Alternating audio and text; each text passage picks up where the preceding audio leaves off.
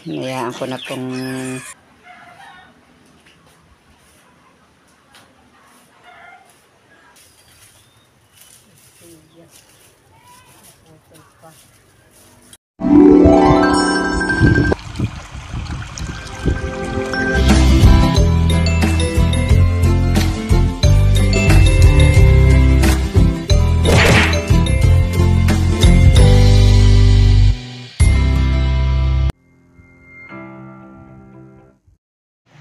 Good morning mga kabrasa, panibagong araw, panibagong vlog na naman po natin ngayon. At si Tatay Roman ay naririto po sa bahay. At ngayon po ay araw ng linggo. Siya po ay nasaan gayon? Yan, nakuha po ng damit. Siya po ay bagong ligo. At pupunta po sa... May pupuntahan po siyang meeting dito po sa amin sa Patubig. Attend po siya at ako po hindi makaka-attend at naglalaba po ako. Pinagsabay-sabay ko na nga po ang gawain ko na habang naglalaba, nag-iimis po dito sa bahay. Binibisita po ang piggery at gawa po ng biik. Baka po maipit ng inahin at pinabayaan na po naming ligaw at hindi na po namin nilagay sa kuna at araw naman para po sila makagala-gala. Nakabilad na po yung aking mga nilabhan. At ayun po yung iba. Ang iba po nandun sa likod.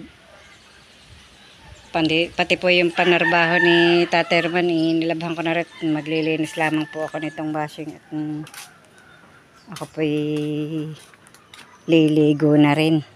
Nakalimutan ko po pala rin itabi.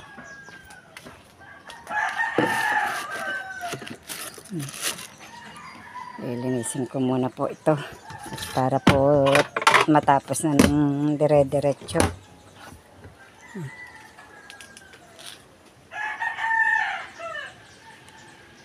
Naglilinis muna ng washing. Nga pala'y tanghali na, hindi pa rin po ako naalmasal. Nauna po ng nauna ang gawain. Tatay Roman po yung nakaalis na at nakapunta na po ng meeting. Yan po, may nakuha na po uli akong papaya. May kukunin pa nga po uli ako doon. Dalawa pa po uli ang naroroong hinog sa baba. Akin pong kukunin at sayang din naman.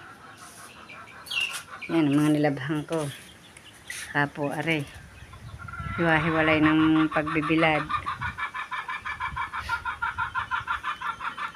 Kinulang na po muna ni Tatay Roman ang bake sa kuna.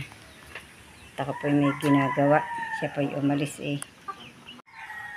Sa awa po ng Diyos, ngayon po napakaganda ng sikat ng araw. Mainit. At pupuntahan po natin ang baboy. Inalpasan ko na po ang biik at para po makadidi ng ayos. Hindi na po yung isang labas isang didi. Didi po mga dini.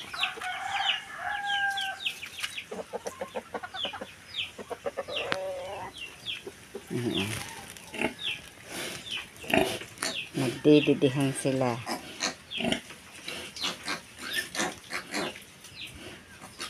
Hinayaan ko na pong nakabukas yung kuna para kung sila po nakadede na, papasok na lang po sila ng kusa doon.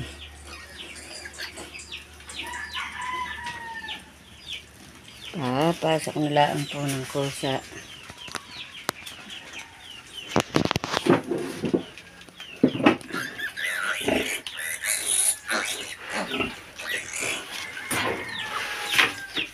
Nag-aagawan po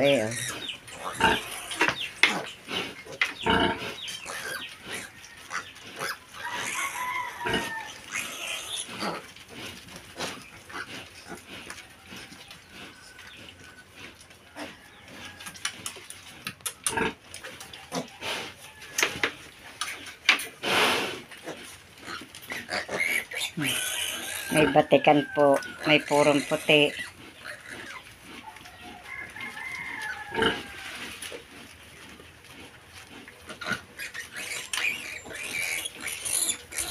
Ay, batikan ay may purong puti.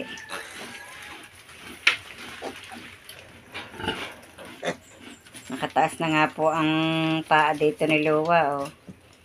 Sikip na nga po siya. Ang bilis po ng kanyang inilaki dito. Patatlong pag-aanak po lang niya ikon eh. Sikip na sa Bartolina. Malaki po talaga ang lahi ng baboy na si Luwa.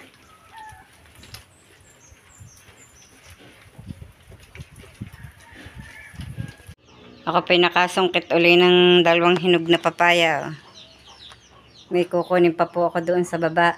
Doon sa ilalim po ng kubo ni na Robilin. Hiningal ako sa panunungkit. Init ba naman? Ay. Kitang-kita po ang init ng panahon. Buti nila medyo mahangin-hangin po dito sa amin eh. Sadya namang ang banas. Nakakatulog na yata mga batuta. May mga kasama po ako mga bata dito ngayon. Mga tulog na yata mga batuta. Yun po ang isa, si Aiden. Patulog na yata si Tutoy.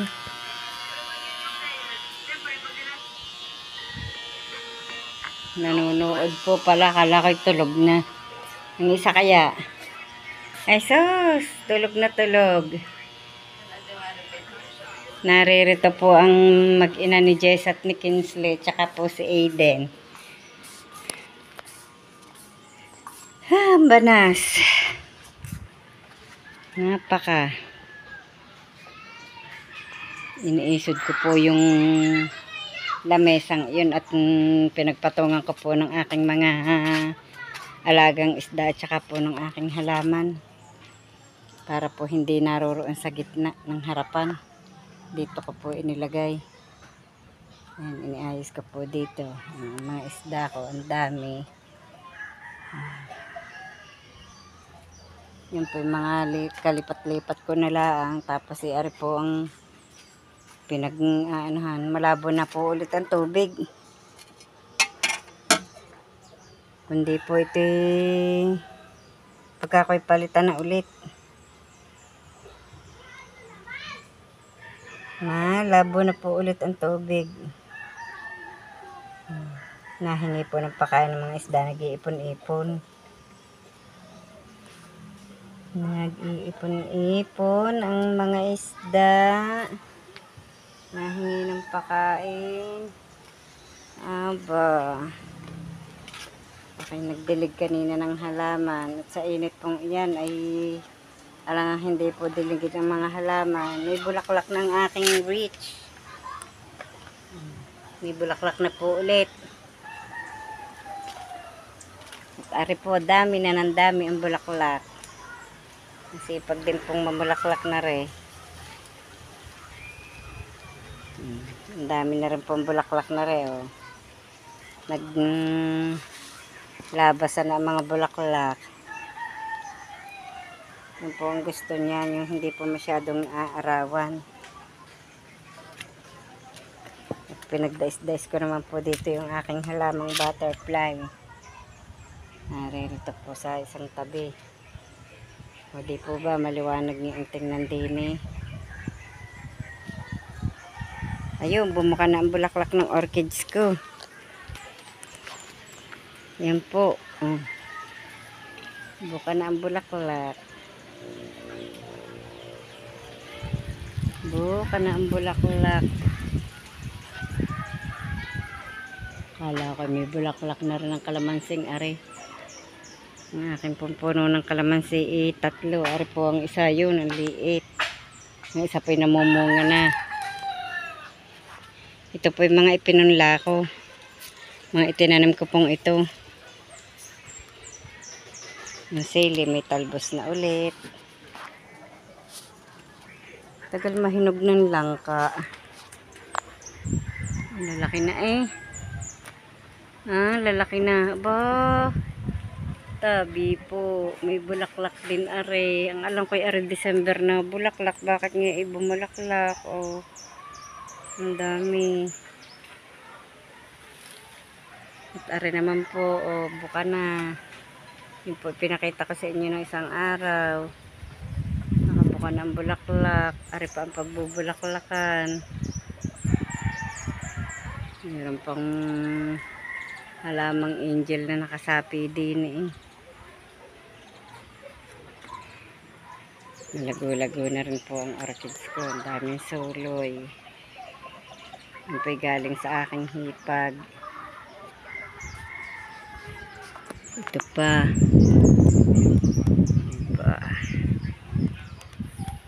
Ari po'y maganda rin ang bulaklak. Kulay pink po ang bulaklak na rin.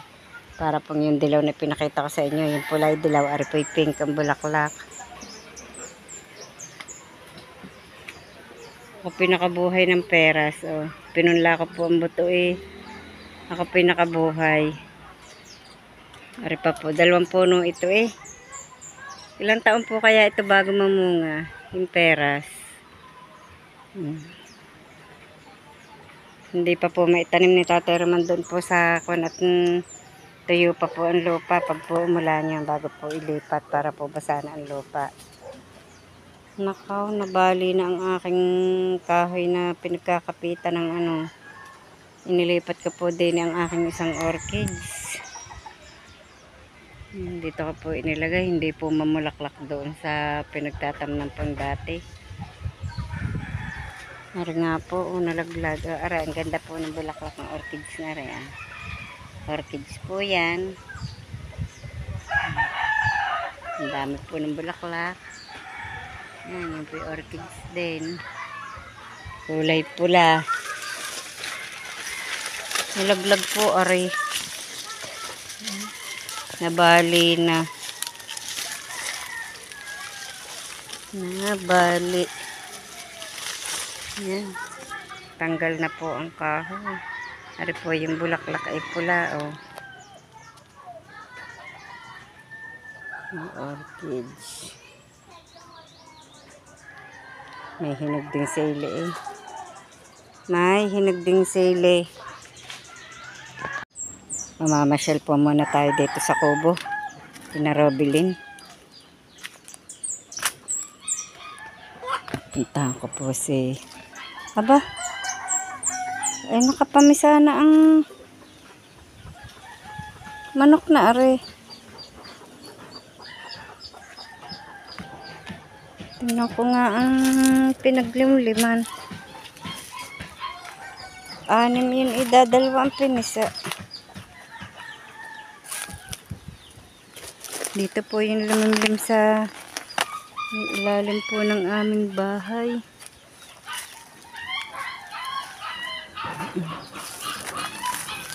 Ay, hindi nga pinisan lahat.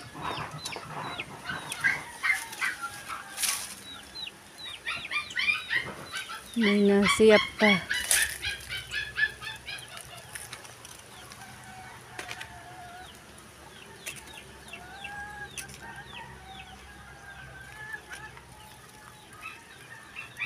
Umalis na agad ang nalimlim. Para pang nagje-general cleaning din eh. Ay! Ay!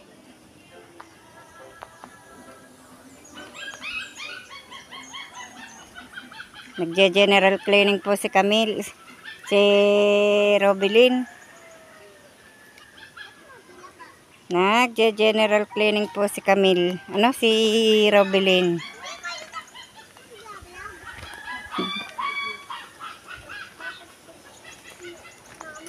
Nakaw. Ay natuyo na ang iyong halaman. Hindi mo dinidilig. Yan, pakpaklawin mo. Ay hindi mo muna inalis ha. Sobrang init eh. Ay, bulaklak din eh. Kaganda. Ganda po na bulaklak na yun. Yan, kalat po dito sa labas ang gamit ni Robilin. Nagje-general cleaning. laki na ni Niyo.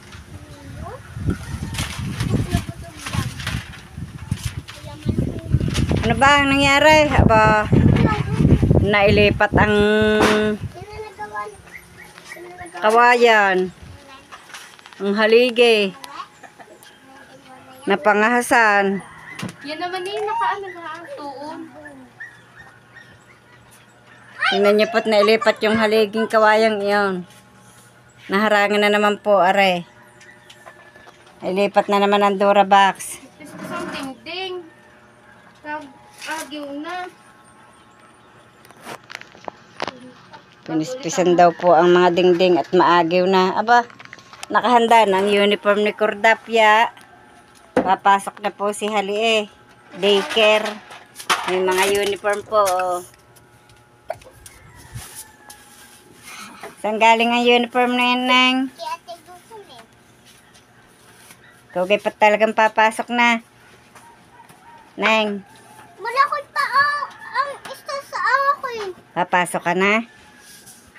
Malakot. May baon ka na? Wala pa po. Ay, pumasok na lang na walang baon. Wala naman bibilhin sa school. Magsusulat lang naman doon tsaka magbabasa. Nanang. Nanang. Bakit? Ay, siguro hinahanap ni Makoy na papel ng motor.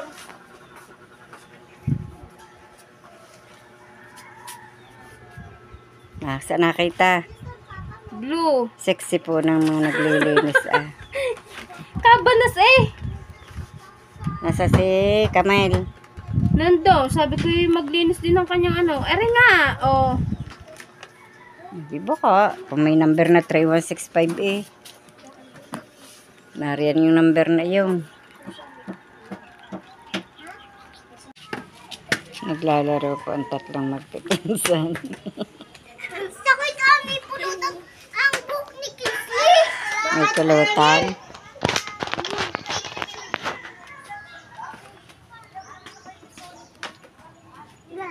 May mga naglalaro din po daw palibasa walang pasok.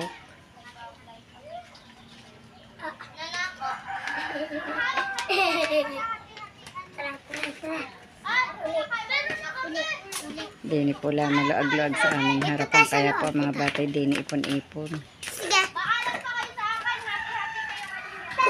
Ang ganda tingnan ng mga halaman pagkagaroon. Ay, isihali mo na. Ang matatala, siyang... Madilim. Nadya kayo sa loob. Ay po! Ay po! Ay po! Ang tatlo pong magpipinsan naglalaro.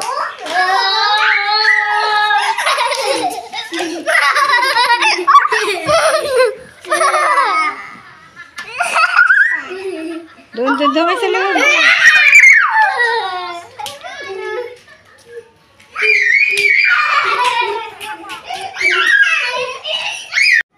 Umalis po ang mag-ina ni Jessa. Nagpunta po doon sa kubo po ni na Robeline. Atin po munang sasamantalahin ang gawain. Ako po lamang ang naririto. Maglalampaso po muna ako ng sahig. At ang sahig po ay kainaman ng alikabok. Sobra po alikabok ngayon dito at kalbasa po tag-araw.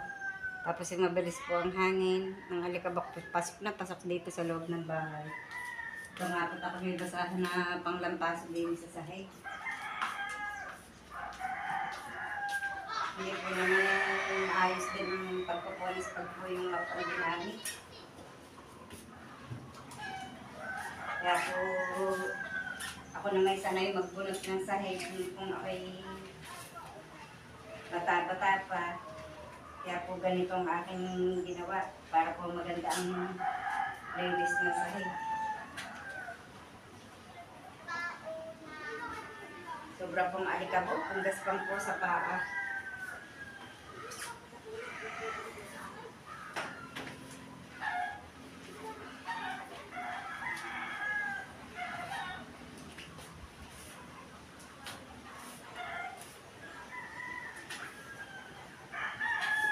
Ang sarap naman punting ng pagmalinis.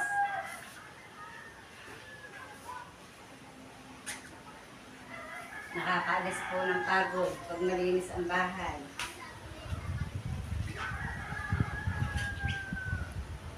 Nakakaalis po ng pagod pag malinis ang bahay.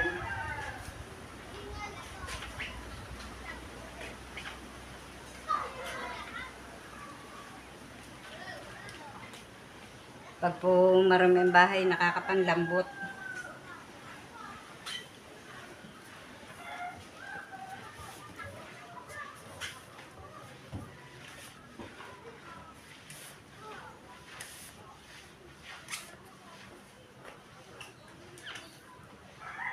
Hindi malinis na ang sahig.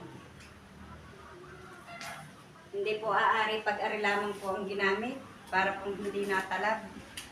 Pero pag po pinupunasan ko po ng ito na po ang ginagamit ko. Kaya lamang po pag po yung lalampasohin na, para na pong basahan na at yung paa na po ang gamit ko. Hindi po kumintab ng ayos pag po ara ang ginagamit na map na ara.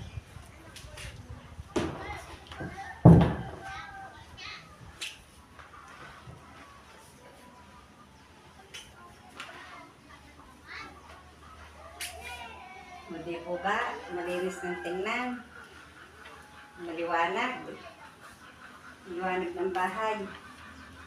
Pag po malinis.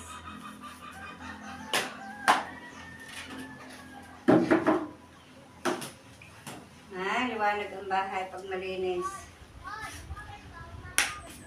Para po sarap matulog pag malinis ang bahay.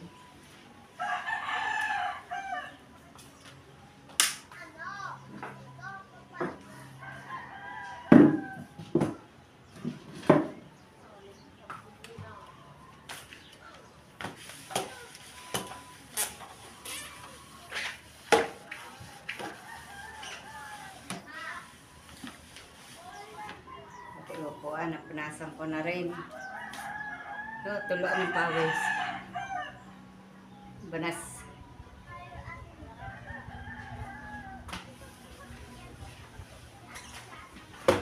May paa na, may map pa. Pag hindi pa naman po luminis eh.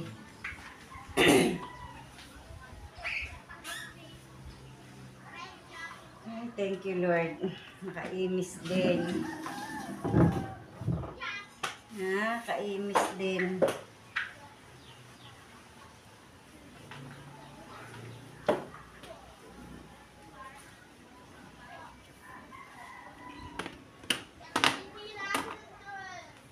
Sadya naman pong ang gabok. Pag hindi po nilinis, inako po. Diyan para pong antalas ng sahig pag maalikabok. Nakakapingilo yung yapakan.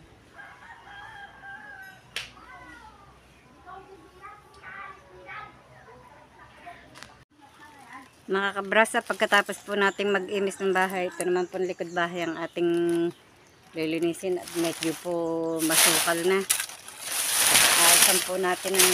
Babawasan po natin ang damo.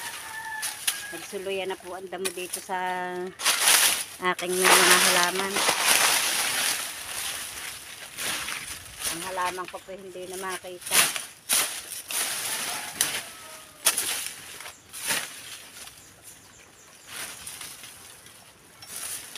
Nagapangan na po ng baging. Kaya atin po putulin at nakakakanlong na po.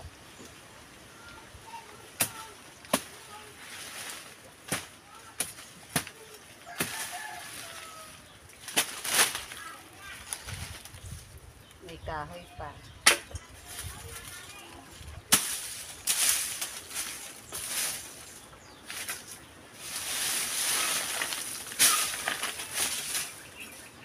Masukal na po ang paligid.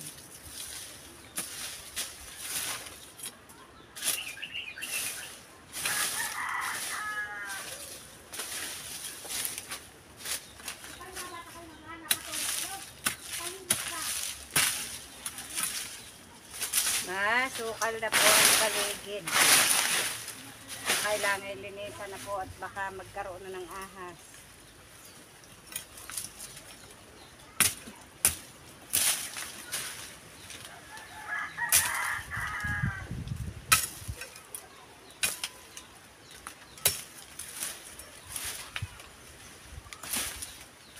Ako, hindi pala pwede aridining anuhan.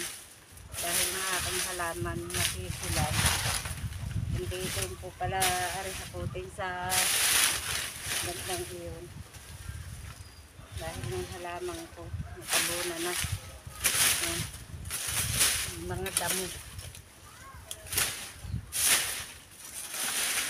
Nagapangan na ng baging.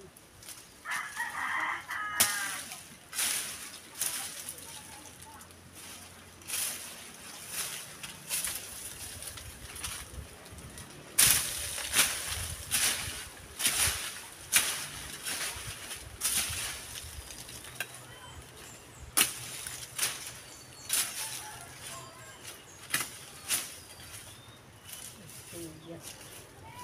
Putol pa. Madali pa ang halaman.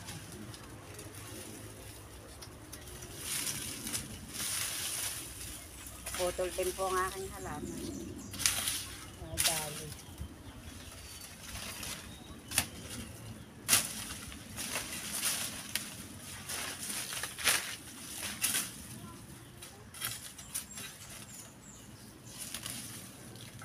Naputol ang tuloy.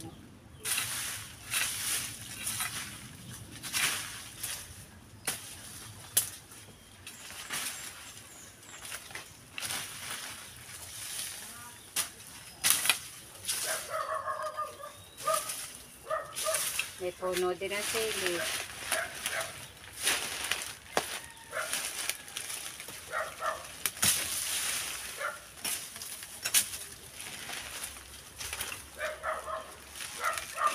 Kainitan po ng araw. Ang dami ng damo. Natuyo na rin po ang halaman ko din eh. Hindi na anuhan.